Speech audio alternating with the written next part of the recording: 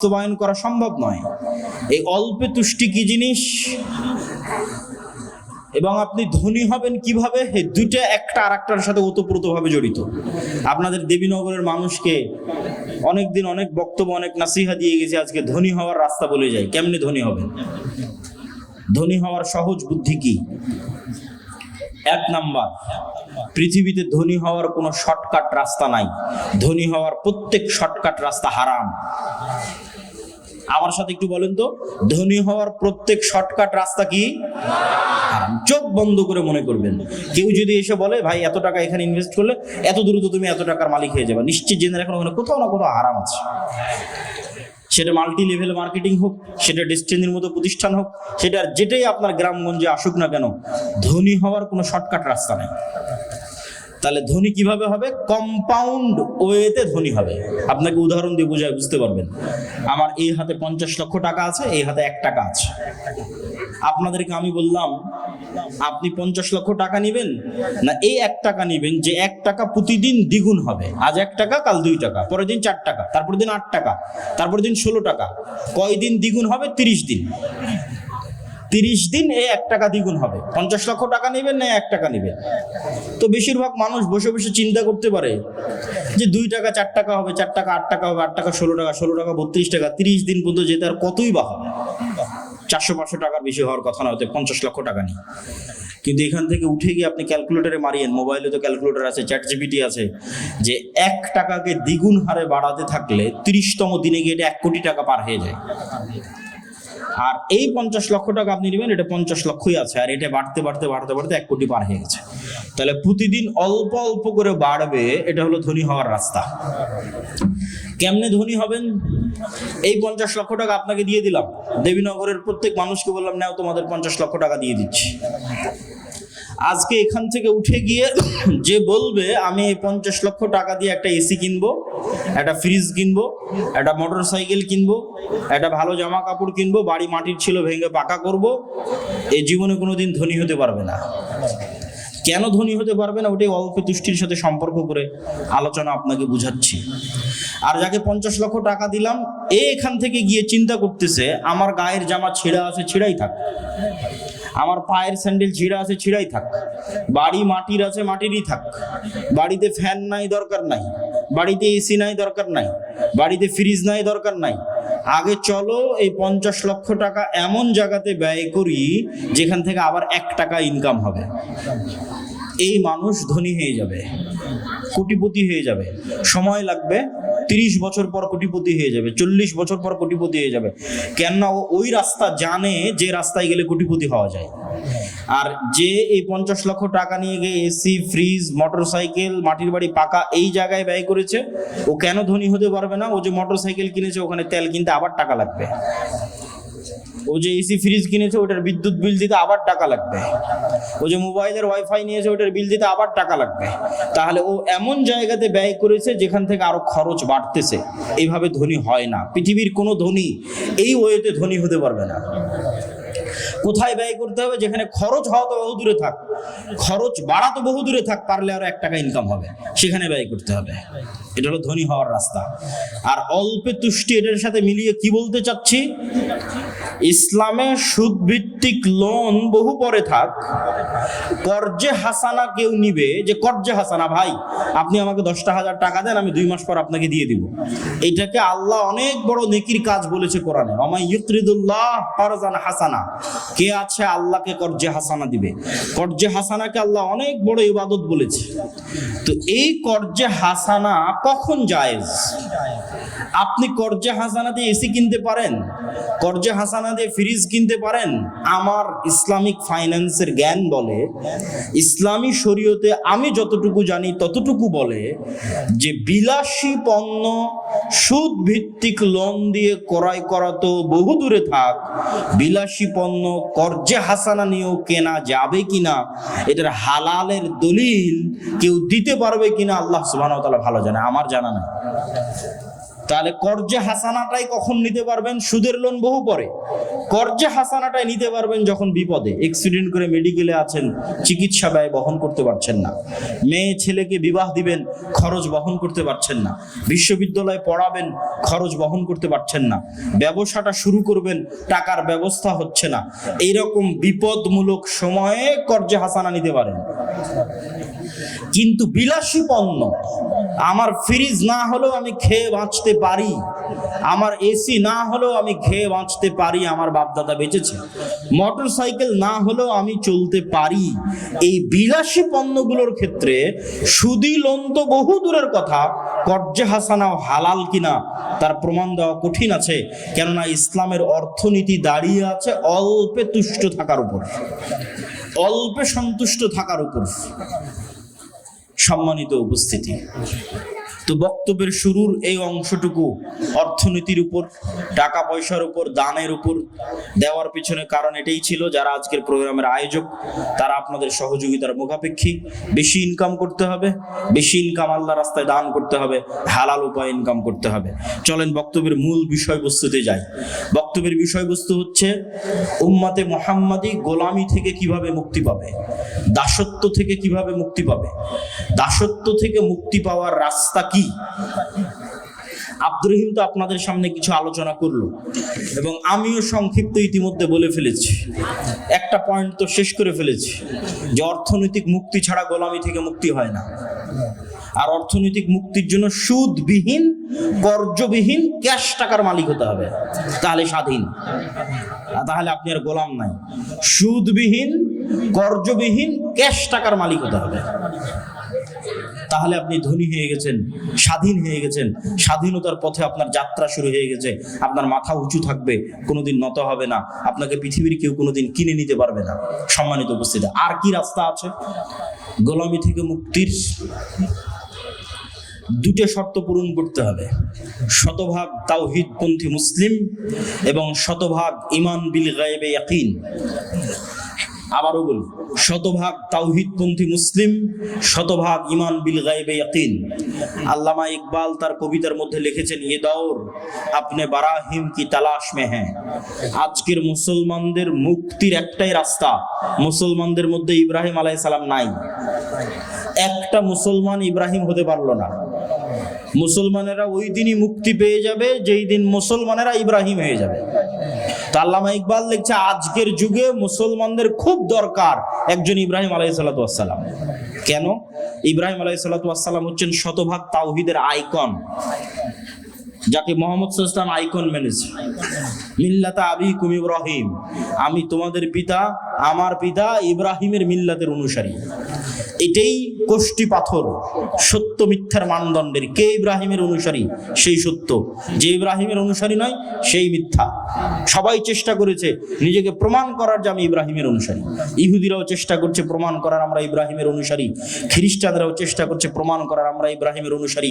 আর মুহাম্মদ সাল্লাল্লাহু আলাইহি ওয়াসাল্লাম এসে কোরআন দিয়ে, তাওহীদ দিয়ে চ্যালেঞ্জ দিয়েছেন যে আমি ইব্রাহিমের উত্তরসূরি, আমি ইব্রাহিমের অনুসারী। কেন? ইব্রাহিম ছিল শতভাগ তাওহীদপন্থী, আমি মুহাম্মদ সাল্লাল্লাহু আলাইহি ওয়াসাল্লাম শতভাগ তাওহীদপন্থী। তাওহীদের আইকন ইব্রাহিম আলাইহিসসালাতু ওয়াসসালাম। দেবীনগরের মানুষ নিজেকে আহলে হাদিস দাবি করতে পারে, সালাফি দাবি করতে পারে, এটা ভালো কথা যে আহলে হাদিস এবং সালাফিরা কবর পূজা করে না, বড় শিরক থেকে তারা মুক্ত থাকে, তাবিজ কবজের আশ্রয় তারা নেয় না। কিন্তু তার মানে এই নয় যে আপনি ইব্রাহিম আলাইহিস সালাম হয়ে গেছেন। ইব্রাহিম আলাইহিস সালাম হওয়া অনেক দূরের পথ। কি পার্থক্য আছে আপনারা ইব্রাহিম আলাইহিস সালামের মধ্যে? ছোট্ট উদাহরণ দিলে বুঝবেন। আপনি দেবীনগরের একজন আহলে হাদিস সালাফি বলে নিজেকে দাবি করছেন, কবর মাজারে গিয়ে সিজদা দেন না, বড় শিরক থেকে মুক্ত, কিন্তু আপনি আবার বিড়ি এবং সিগারেটের নেশায় আসক্ত। আপনি আবার জুয়ার যে খেলাগুলো আছে সেই জুয়ার খেলায় আসক্ত। আপনি আবার যেখানে টাকার লেনদেন আছে অবৈধ, যেখানে ক্ষমতার স্বার্থ আছে সেই ক্ষমতার স্বার্থ এবং টাকার স্বার্থের কাছে বিক্রি হয়ে গেছে। তাহলে কি বোঝা গেল? আপনার নিজের ইলাহ আপনার নাফস, আল্লাহ নয়।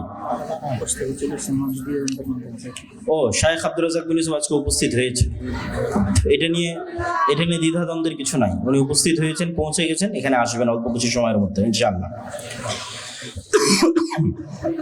সম্মানিত উপস্থিতি, তাহলে ওই ব্যক্তিটা নিজেকে তাওহীদপন্থী দাবি করলো, সে তাওহীদপন্থী কেন নয়? ইব্রাহিম আলাইহিস সালামের মতো ওর ইলাহ ওই কবর না হলেও, ওর ইলাহ হিন্দুদের ওই দেবদেবী মা কালী না হলেও, ওর ইলাহ ওর নিজের নফস। ইলাহাহু হাওয়া, আল্লাহ কোরআনে বলেছে যে তারা ইলাহ বানিয়ে নিয়েছে নিজের নফসকে, নিজের মনের প্রবৃত্তিকে ইলাহ বানিয়ে নিয়েছে। ওর মন চাচ্ছে বিড়ি সিগারেট খাবে, খাচ্ছে।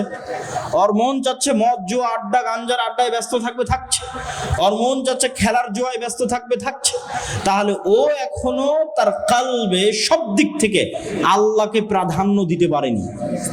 শতভাগ ইব্রাহিম আলাইহিস সালামের মতো তাওহীদ মানে আল্লাহ যা ভালোবাসে আপনার কাল পাগলের মতো এটাকে ভালোবাসবে। আল্লাহ যা ঘৃণা করে আপনার কাল ওটাকে পাগলের মতো ঘৃণা করবে। আল্লাহ সুবহানাহু ওয়া তাআলা যা করতে বলেছে আপনি ওটাকে পাগলের মতো করবেন। আল্লাহ যা করতে বিরত থাকতে বলেছে তা থেকে পাগলের মতো বিরত থাকবেন। আপনার কাল্ব যেদিন এরকম পরিপূর্ণ স্বাধীন হয়ে যাবে, এখানে টাকার আধিপত্য নাই, ক্ষমতার আধিপত্য নাই, জুয়া নেশা বিড়ি সিগারেটের আধিপত্য নাই, এখানে নারীর আধিপত্য নাই, এখানে আধিপত্য আছে শুধু আল্লাহ সুবহানাহু ওয়া তাআলার, তখন এবার আপনি ইব্রাহিম আলাইহিস সালামের মতো শতভাগ তাওহীদপন্থী মুসলমান। এরকম মুসলমান ছাড়া উম্মতে মুহাম্মাদের মুক্তি সম্ভব নয়। 2 নম্বর বলেছি ঈমান বিল গায়বে ইয়াকিন। গায়েব কি? আব্দুর রহিম ফেরেশতার কথা বলছিল, এটাই গায়েব। আব্দুল্লাহ বিন আব্দুর রাজ্জাক উপস্থিত হয়েছে, এটা গায়েব নয়, চোখে দেখা যাচ্ছে। আব্দুর রাজ্জাক বিন ইউসুফ উপস্থিত হবে, এটা চোখে দেখা যাবে একটু পরেই। কিন্তু গায়েব কোনটা? এখানে ফেরেশতারা উপস্থিত হয়েছে, এটা গায়েব। এই গায়েব যেদিন আপনি চোখে দেখতে পাবেন, মানে চোখে দেখা জিনিসের মতো বিশ্বাস করতে পারবেন, ওই দিন উম্মতে মুহাম্মাদের মুক্তি হয়ে গেছে। এই জন্য একটা ঘটনা মনে রাখতে হবে, আসহাবুল উখদুদের ঘটনা। ওয়ামা নাকামু মিনহুম ইল্লা আইয়ুমিনু বিল্লাহিল আজিজিল হামিদ। আসহাবুল উখদুদকে বলা হলো ঈমান ছাড়ো, না হলে এই যে জাহান্নামের আগুন, এই আগুনে ঝাঁপ দাও। তো আসহাবুল উখদুদ ঈমান পরিত্যাগ না করে ওই আগুনে ঝাঁপিয়ে পড়লো। তো আপনি কি মনে করেন এই আগুনে ঝাঁপিয়ে পড়া এত সহজ? আজকে দেবীনগরে একটা আগুন জ্বালালাম আর আপনাদের বললাম হয় ঈমান ছাড়াও আগুনে ঝাঁপা এত সহজ নয়। কখন সহজ ওটার রাস্তা বলে দিই, সেটাই ঈমান বিল গায়বে ইয়াকিন।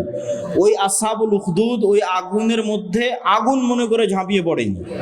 ওরা দেখতে পাচ্ছিল চাক্ষুষ যে আগুনই তো জান্নাত, এটা দেখতে পেয়েছে যে আমরা যে আগুনের মধ্যে ঢুকছি আমরা তো জান্নাতে ঢুকতেছি। আর যখন পেছন মুড়িয়ে নিজের বাড়ি এবং নিজের ঘরের দিকে তাকিয়েছে, মনে করেন আপনাদের বাড়ি ঘর এসি ফ্রিজ ফ্যান বিদ্যুৎ সব আছে, ওখানে ওরা দেখছে কি এখানে তো জাহান্নামের আগুন জ্বলতেছে, দেখতে পাচ্ছে যে আমি যদি আমার বাড়িতে ফিরে যাই তো ওখানে তো জাহান্নামের আগুন জ্বলছে, আর যদি আগুনের মধ্যে ঢুকে যায় তো এখানে তো জান্নাত দেখতে পাচ্ছি। এটা যতক্ষণ দেখতে না পাবেন, ভিজুয়ালাইজ না করতে পারবেন, আপনার ঈমান যতক্ষণ ওই পর্যায়ে না যাবে, ততক্ষণ পৃথিবীর মুসলমানদের মুক্তি সম্ভব নয়, বাংলাদেশের মুসলমানদের মুক্তি সম্ভব নয়। এই জন্য আমি বলেছি অন্তত 20% বাংলাদেশের মুসলমানকে লাগবে যে শতভাগ তাওহীদে বিশ্বাসী, যার ঈমান বিল গায়ব ইয়াকিনের লেভেলে শতভাগ, অন্তত 20%। না হলে ইসলামী খেলাফত, ইসলামী রাষ্ট্র প্রতিষ্ঠা করা সম্ভব নয়। আপনি আমাকে আজকে যদি ক্ষমতায় বসান বাংলাদেশের, আজকে যে আব্দুল্লাহ বিন আব্দুর রাজ্জাক আপনাকে বাংলাদেশের ক্ষমতা দিয়ে দিলাম, আমি না, বাংলাদেশের সবচেয়ে পরহেজগার মানুষকে ক্ষমতা দিয়ে দিলেন, আল্লাহওয়ালা মানুষকে, কালকে বাংলাদেশের ক্ষমতায় বসে ঘোষণা দিলাম আজ থেকে বাংলাদেশে ইসলামী আইন অনুযায়ী চলবে। ঘোষণা দেওয়ার 1 সেকেন্ডের মধ্যে আমেরিকা, ভারত থেকে শুরু করে যত দেশ আছে সব অর্থনৈতিক বয়কট দেবে, ডলার আসা বন্ধ হয়ে যাবে, IMF ওয়ার্ল্ড ব্যাংক তার লোন ফেরত চাইবে, বিদ্যুৎ সাপ্লাই বন্ধ হয়ে যাবে, যত রকমের বাধা আছে সব, ব্যবসা বাণিজ্য বন্ধ, গার্মেন্টস বন্ধ, সব বন্ধ। বিভিন্ন জায়গায় যারা প্রবাসে আছে তাদেরকে ধরে ধরে ফেরত পাঠাবে। তখন আপনি একদিনের মধ্যে দেখবেন আজ দেবীনগরে আমি যা যা সুযোগ সুবিধা পাচ্ছিলাম, আজ আব্দুল্লাহ বিন আব্দুর রাজ্জাক ক্ষমতায় যাওয়ায় সেই সুযোগ সুবিধা নাই। তখন 1 সপ্তাহের মধ্যে আপনি রাস্তায় নামবেন, এই আব্দুল্লাহ বিন আব্দুর রাজ্জাককে ক্ষমতা থেকে নামাও, আগের যেটা ছিল ওটাই ভালো, আমাদের ইসলামের দরকার নাই। কেন? আপনার ঈমান বিল গায়বে ইয়াকিন তৈরি হয়নি। আপনি সেকুলার বস্তুবাদী দুনিয়ার মধ্যে আছেন। ওটার থেকে বের হয়ে যতক্ষণ না পরকালের উপর ইয়াকিন তৈরি না হয়েছে, যতক্ষণ না চোখ বন্ধ করলে নিজেকে জান্নাতে দেখতে না পাচ্ছেন অন্তত 20% মানুষ, ততক্ষণ পর্যন্ত এখানে ইসলামী রাষ্ট্র প্রতিষ্ঠা করা সম্ভব নয়। চোখ বন্ধ করলে আসহাবুল উখদুদের মতো জান্নাত দেখতে পাওয়ার মতো ঈমান অর্জন করতে হবে, পরকাল দেখতে পাওয়ার মতো ঈমান অর্জন করতে হবে। যেই দিন আমরা ওই ঈমানের স্তরে পৌঁছে যাব, সেই দিন আমাদের মুক্তি সুনিশ্চিত। এবং এটার জন্যই আল্লাহর পথে যাত্রা বই, এই বইটি আপনাদের পড়তে হবে। পয়েন্ট নাম্বার 4, শিক্ষা এবং জ্ঞান, সত্যবাদিতা এবং ন্যায়পরায়ণতা। বানু ইসরাইল এবং বানু ইসমাইলের মধ্যে পার্থক্য কি? ইসরাইল আর ইসমাইল, ইসহাক আর ইসমাইল, ইসহাকের সন্তান আর ইসমাইলের সন্তান, এদের মধ্যে পার্থক্য কি? একজনকে ইব্রাহিম আলাইহিস সালাম রাখলেন জেরুজালেমে, আর একজনকে রাখলেন মক্কায়। জেরুজালেম থেকে ইসহাকের সন্তানেরা কোথায় চলে গেল? ইয়াকুব, ইউসুফ চলে গেল মিশর। মিশরে গিয়ে 300 বছরের গোলাম হলো ফেরাউনের। ফেরাউনের 300-400 বছরের গোলামির পর মুসা আলাইহিস সালামের হাত দিয়ে মুক্তি। এ হলো বানু ইসরাইল। বানু ইসরাইলরা ইতিহাসের লম্বা সময়ে কখনো গোলাম, কখনো স্বাধীন। কিন্তু ফেরাউনের দীর্ঘ গোলামির কারণে এরা মিথ্যা, ধোঁকা, দুর্নীতি, 2 নাম্বারি রাস্তা, জুয়া, চুরি এগুলো শিখে নিয়েছিল। এই জন্য আল্লাহ যখন বলল শনিবারের দিন মাছ ধরা যাবে না, ওরা শনিবারের দিন মাছগুলো আটকে রেখে রবিবারের দিন ধরলো। মাছ ওগুলোই ধরলো যেগুলো শনিবারে এসেছিল, কিন্তু আল্লাহকে দেখালো যে আল্লাহ শনিবারে তো ধরিনি, রবিবারে ধরেছে। এই যে ধোঁকাবাজি বুদ্ধি কোথায় থেকে শিখলো? ফেরাউনের গোলাম থাকা অবস্থায় শিখেছে। এবার বানু ইসমাইল থাকতো মক্কায়। মক্কায় নদী আছে? নাই। সমুদ্র আছে? নাই। আবাদ হয়? নাই, কিচ্ছু নাই। তাহলে মক্কা মানুষ কেন দখল করবে? কেউ কোনোদিন মক্কা দখল করতে যায়নি। ফলত ইসমাইলের সন্তানেরা কোনোদিন গোলাম হয়নি। একবার মাত্র আব্রাহা, তাও টাকার কারণে নয়, ইবাদতের কারণে কাবা ঘর ধ্বংস করতে গেছিল। দখল করে রাখবে এটা উদ্দেশ্য ছিল না। ও ইয়ামানে একটা কাবা ঘর বানিয়েছিল, সেখানে মানুষ যেত না, সেই রাগে ও কাবা ঘর ধ্বংস করতে এসেছিল, ব্যর্থ হয়েছে। তো মুহাম্মদ সাল্লাল্লাহু আলাইহি ওয়াসাল্লাম পর্যন্ত ইসমাইলের সন্তানেরা কেউ কোনোদিন গোলাম ছিল না, কৃতদাস ছিল না। যেহেতু গোলাম ছিল না শুধু ইসমাইলের সন্তানেরা, বেশিরভাগই মিথ্যা, 2 নাম্বারি, ধোঁকা, জুয়া, চুরি এগুলো জানতো না। আপনি ইতিহাস ঘেটে দেখেন, আব্দুল মুত্তালিব আল্লাহর নবীর দাদা, কাফের মুশরিক, কিন্তু মিথ্যুক, 2 নাম্বারি করেছে, কারো টাকা মেরে দিয়েছে, ধোঁকাবাজি করেছে, এটা ইতিহাস থেকে পাবেন না। আল্লাহর নবীর চাচা আবু তালেব কাফের মুশরিক অবস্থায় মৃত্যু হয়েছে, কিন্তু ধোঁকাবাজ, ওয়াদা খেলাফকারী, টাকা নিয়ে মেরে দেয়, জবরদখল করে, অন্যায়কারী, এরকম কোনো ইতিহাস আবু তালেবের জীবনী থেকে খুঁজে বের করতে পারবেন না। থাকতে পারে মানুষের মধ্যে খারাপ ভালো থাকবে, ইসমাইলের সন্তানেরা সবাই ভালো এটাও বলবো না, কিন্তু অধিকাংশই তারা গোলামি যেহেতু করেনি, ফলত তারা মিথ্যা, ধোঁকাবাজি এই জিনিসগুলো জানতো না, ঠিক যেমন মুহাম্মদ সাল্লাল্লাহু আলাইহি ওয়াসাল্লাম জানতো না। তাহলে কি বোঝা গেল? গোলামির সাথে মিথ্যা, দুর্নীতি, ধোঁকাবাজি সম্পৃক্ত। যে গোলাম হবে ও অটোমেটিক এই জিনিসগুলো শিখে যাবে। তো উম্মতে মুহাম্মাদি যেহেতু বানু ইসমাইল, এরাও কোনোদিন মিথ্যা, ধোঁকাবাজি জানতো না। মানুষ এদের সততা দেখে ইসলাম গ্রহণ করেছে, কিন্তু যখন ইউরোপ এদেরকে গোলাম বানিয়ে রেখেছে 300 বছর, এই ভারত, বাংলাদেশ, পাকিস্তানি 190 বছর, তখন এই গোলামির সময়ে এরা মিথ্যা বলা শিখে নিয়েছে, ধোঁকাবাজি 2 নাম্বারই শিখে নিয়েছে। আব্দুর রহিম তো সুন্নাতের কথা বলল, গাজার সুন্নাতের অনুসরণের কথা বলল। আমি আরেকটা উদাহরণ দিয়ে যাই, যে গাজায় যত ত্রাণ বিতরণ হয়, এই ত্রাণ বিতরণ নিয়ে